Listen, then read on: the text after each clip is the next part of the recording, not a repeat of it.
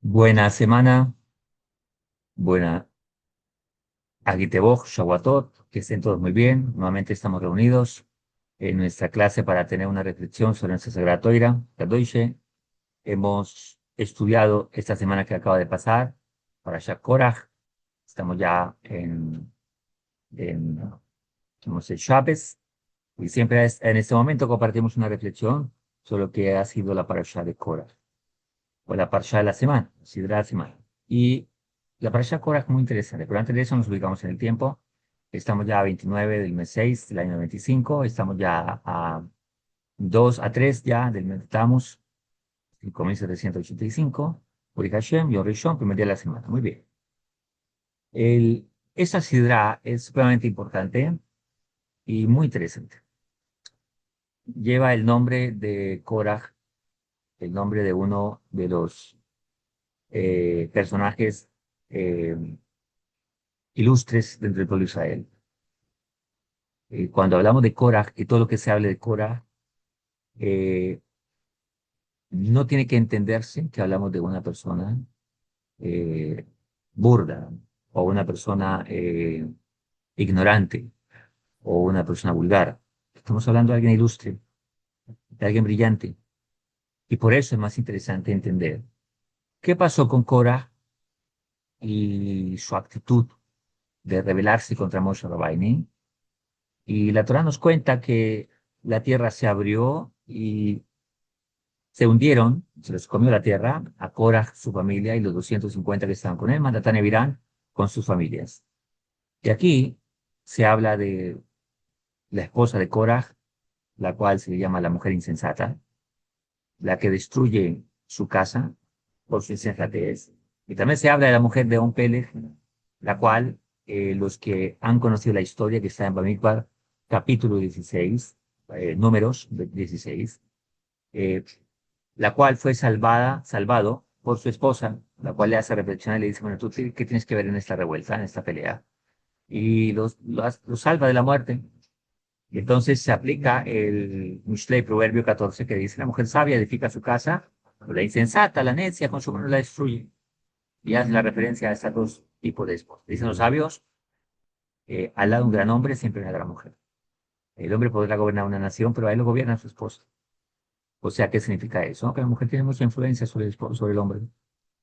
Y siempre que hay un hombre brillante es porque hay una mujer brillante. Y cuando hay un hombre malvado es porque hay una mujer inclusive más malvada que él. Se dice de los Ikmashemot de Alemania en la época de la Segunda Guerra Mundial. Los hombres eran sádicos y malos, pues sus esposas eran peores.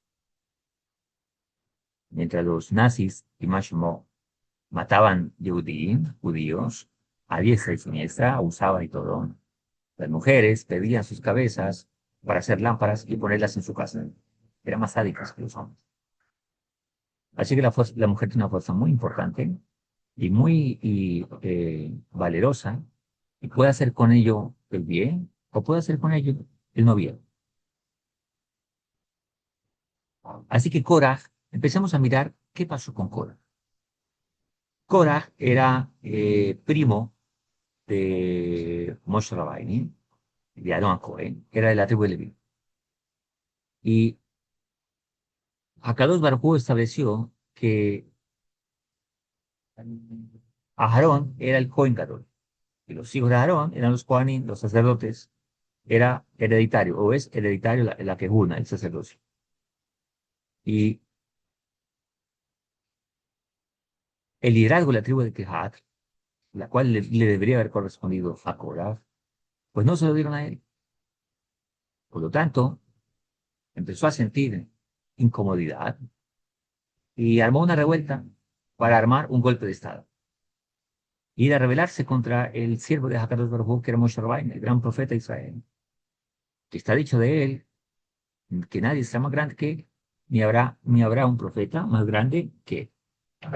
Ahora, Todo esto, todo esto lo aprendemos de nuestros jajamim.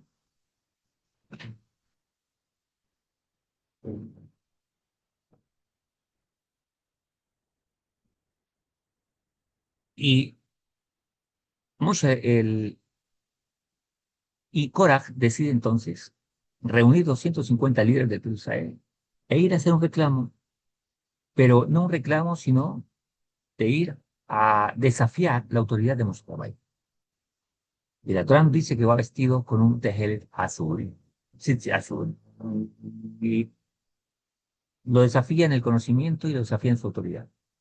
Dice la Torá, se apartó Korah, hijo de Izhar, hijo de Kehat, hijo de Levi, y Datán y Abiram, hijo de Eliab, Ión, hijo de Pel, descendiente de Reubén.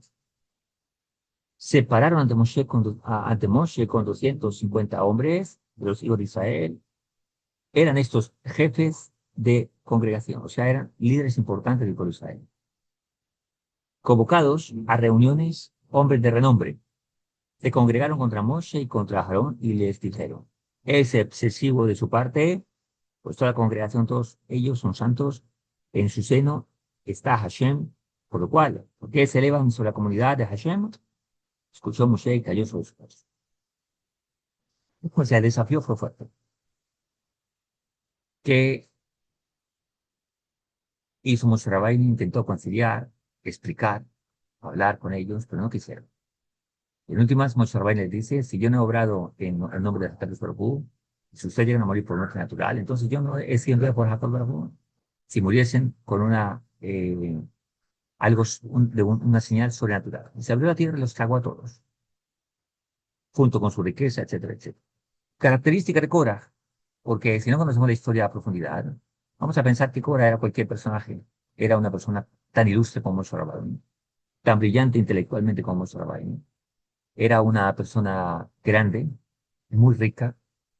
Mira, dice que se necesitaban 24.000 mulas para cargar las llaves del tesoro de Korah, será que era multimillonario, y era una persona muy brillante,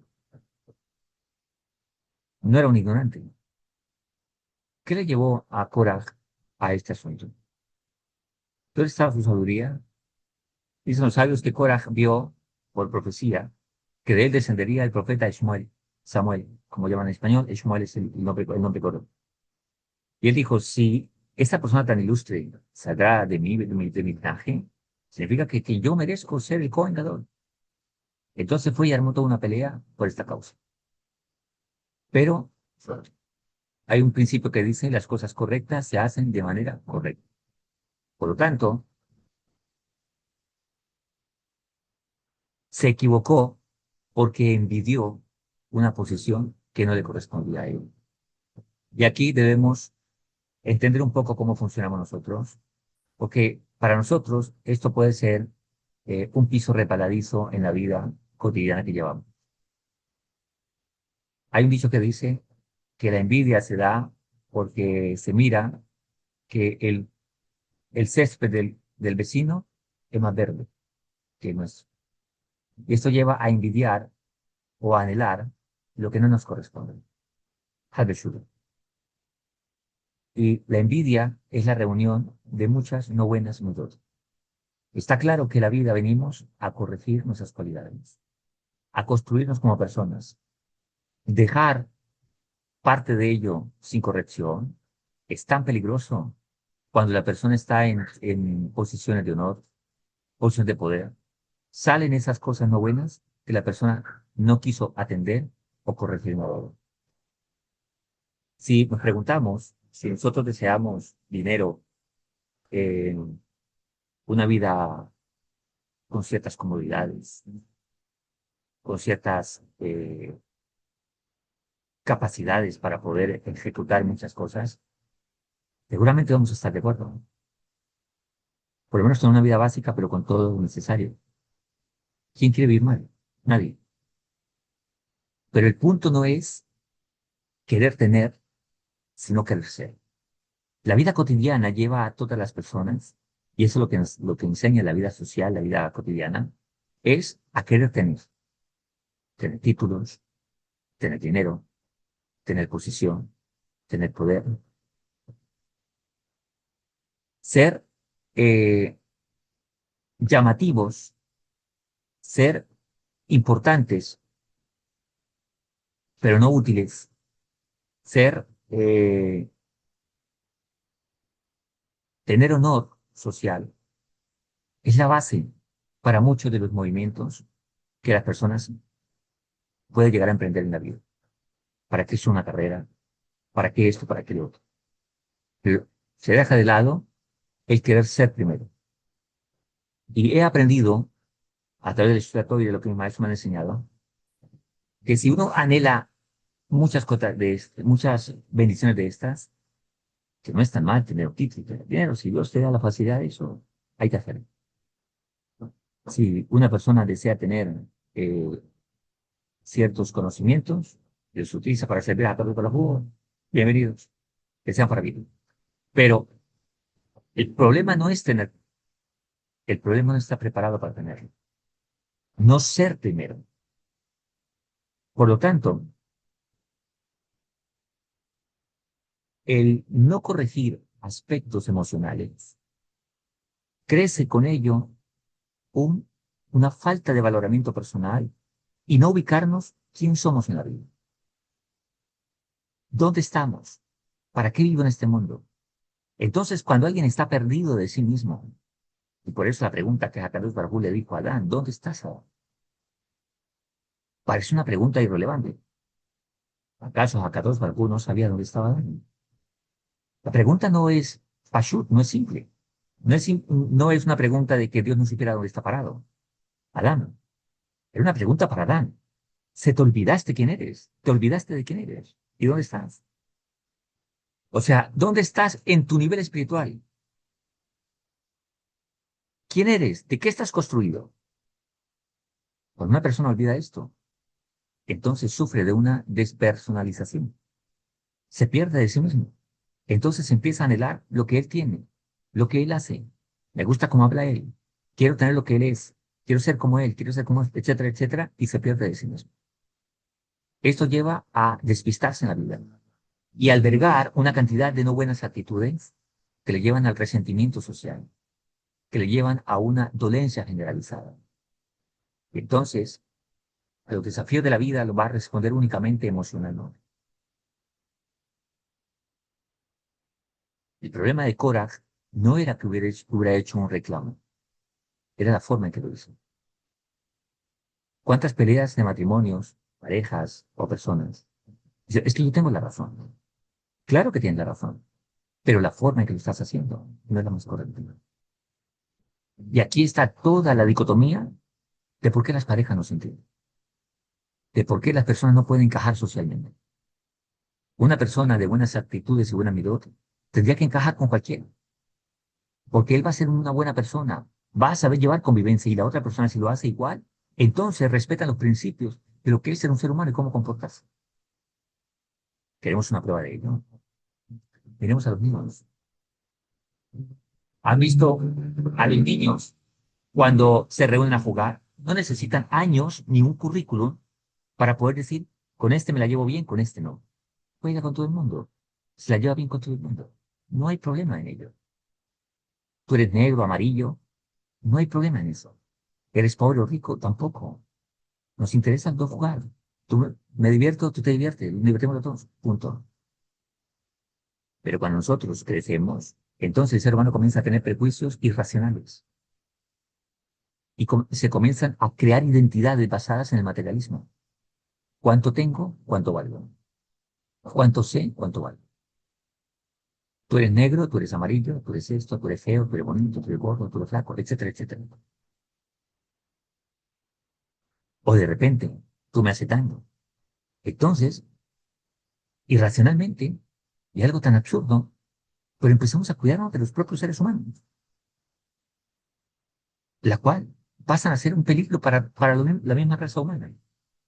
¿Por qué? Porque no se desarrollaron, porque no crecieron. Vemos la sociedad que es así. Por eso se necesitan fuerzas militares, policías, etcétera, etcétera, para cuidarnos de los propios seres humanos. ¿Por qué? porque no hay temor de dejar solo. Sin embargo, aquí en Cora, no era una persona ignorante, no era una persona que no conocía Torah. ¿Qué fue lo que pasó? Cora anheló lo que no le pertenecía a él. Y el problema no era que hubiera presentado la propuesta. El problema es que lo hizo con no buenas cualidades. Porque en algún momento se olvidó la forma en que debe hacerlo. Esto es muy clave en la vida de nosotros.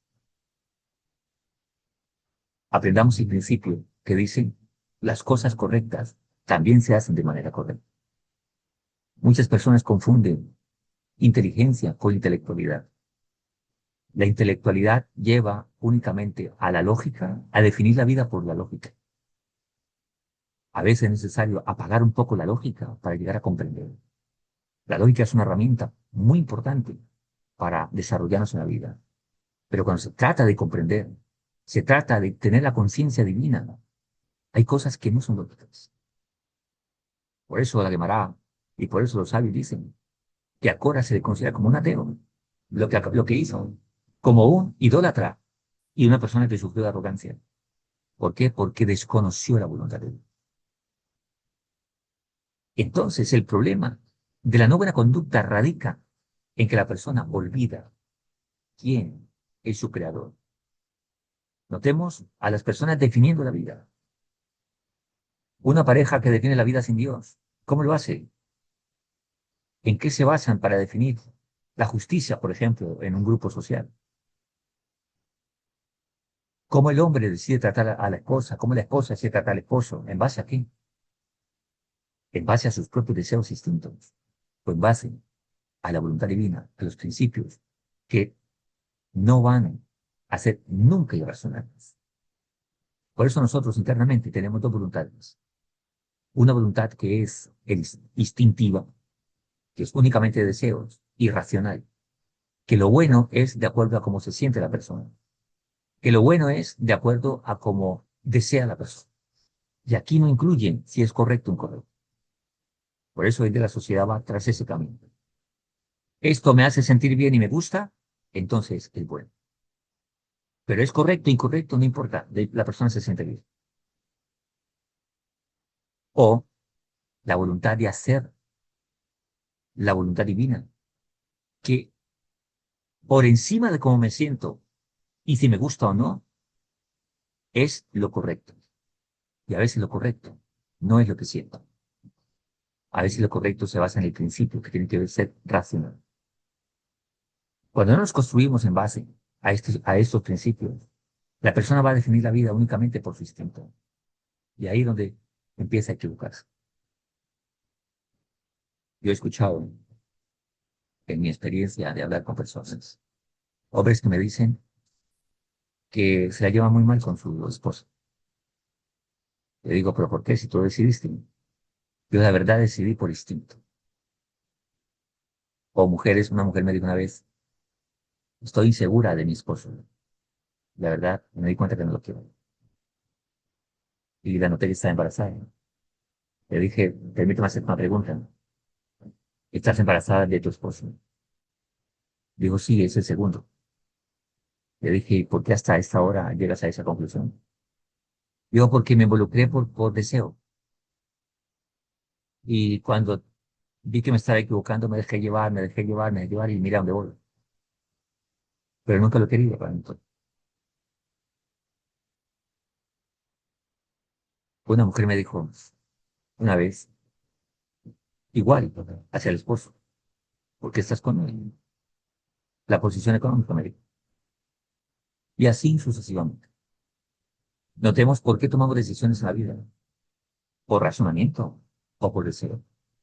Entonces hoy como los muchachos se dicen a nivel secular, es que me gusta la chica, es que me gusta el chico. Gustar es una cuestión instintiva.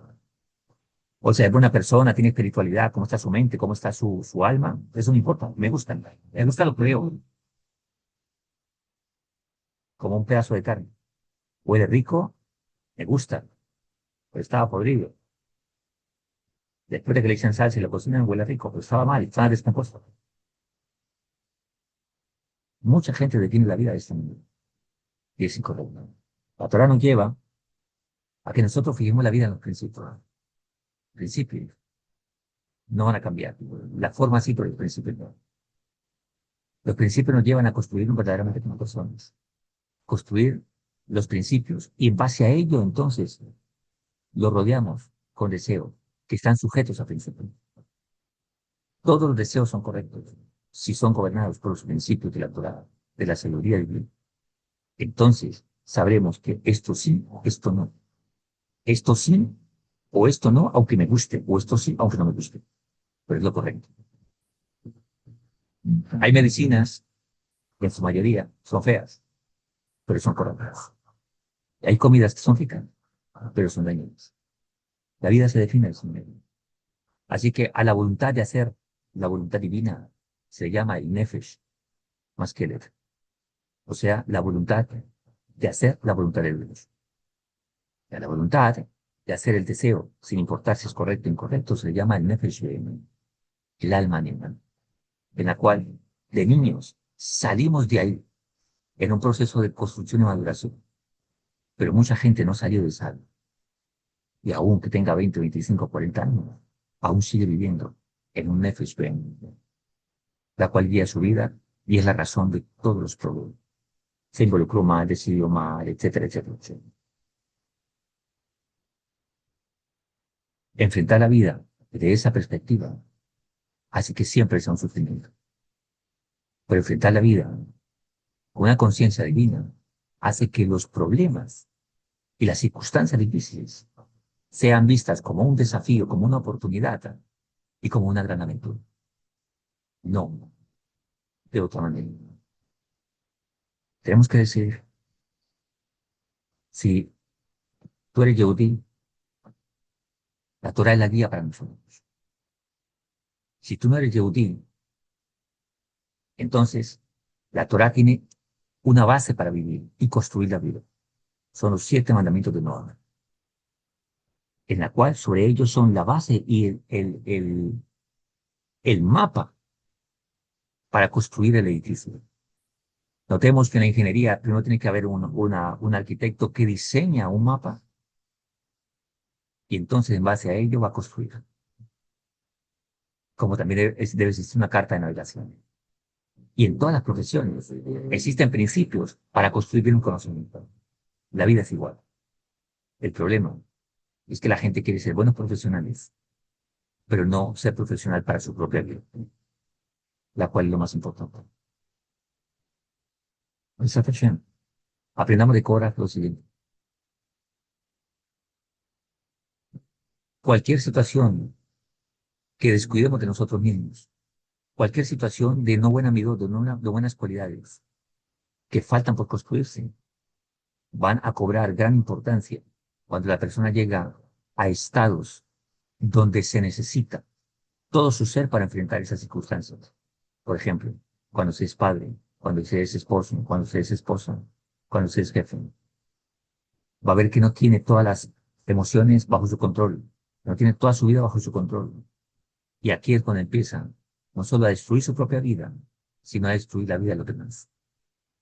Y se da cuenta que cuando el terreno le exige, no está preparado para transitar por esa circunstancia, porque nunca se preparó para ello. Aunque ese sea un shiur que posiblemente alguien esté escuchando por primera vez, el punto es que hoy debemos reflexionar y decidir. Entonces, empezar a poner atención a nuestra vida y decidir, quiero construir mi vida en base a esos principios y reconstruirla. En la vida existe construir y existe reparar. Reparar es el objetivo de nuestra vida. Nadie que se le daña un aparato o algo lo bota inmediatamente. Busca repararlo. Eso lo llevamos subconscientemente. La vida de nosotros es igual. Así que debemos seguir y transitar por esta vida. Y esa es la voluntad de Dios. Akadosh Baruj Hu hizo el mundo para que todos disfrutemos de él. No nos mandó a este mundo a sufrir. A veces hay gente que en su desesperación dice, oh, Dios me mandó a sufrir al mundo. No, no, no. A nadie. Me mandó a reparar. y nos dio las herramientas para hacerlo. Pero en nuestro libre albedrío decidimos transitar por el camino correcto o decidir distraernos en la vida o distraerse en la vida. La persona decide distraerse en la vida con sus deseos, con sus instintos, que son ricos, hacen sentir bien en el momento, para una vida de infelicidad llena de... Cuando la vida se empieza con esfuerzo al principio, no es placentero, pero después da mucha felicidad. Pero cuando el principio es solo gusto, deseo y placer, al final será pura infelicidad. Esa es la razón de la cual estudiamos Torah y para la cual estudiamos los principios de la Torah, para cada día guiarnos en el camino correcto, como Hakadosh Baruj Hu desea para con nosotros. Reflexionemos en ello y seguramente pondremos un punto más de conocimiento nosotros, un punto más de corrección y vamos creciendo con la ayuda de Hakadosh Baruj Hu. Un abrazo para todos. Recordemos, Cora era ilustre y con todo se descuidó en esto y fue tragado. Nosotros también no tenemos la ilustración que tenía él. ¿Cuánto más? Debemos reflexionar. En querer toda la vida ser nosotros, no ser otros. Hay un principio que dice en Alvará, si yo soy yo y tú eres tú, entonces yo existo y tú existes. Pero si yo soy tú y tú eres yo, entonces ni yo existo ni tú existes. El propósito en la vida es ser. El tener viene como consecuencia. Primero ser, después hacer. Un abrazo para todos. Que Hashem nos cuide, que tengan linda semana. Sat Hashem con buenas noticias, todo lo mejor. La ayuda a Carlos Paró. Un abrazo para todos, que Hashem nos cuide. Chao, chao.